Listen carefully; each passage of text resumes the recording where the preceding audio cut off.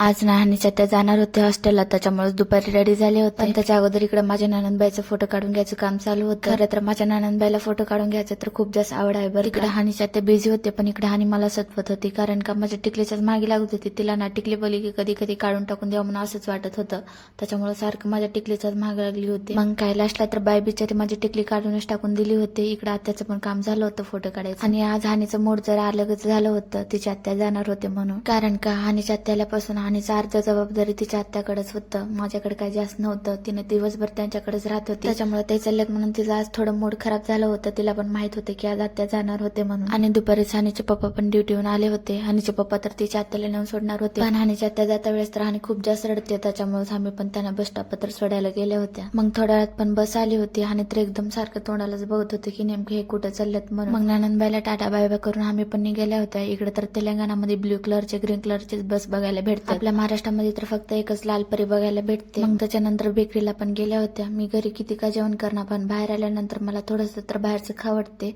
माझं तर असंच असते, तुमचं कसं असतं ते कमेंट करून नक्की सांगा. मी तर खूप दिवस झालं होतं कचोरीच खाल्लं नव्हतं, त्याच्यामुळे आज कचोरी खाल्लं होतं. मग रूमला आल्यानंतर बंडीवाला पण आला होता, तरकारी घेऊन तेच घेतली.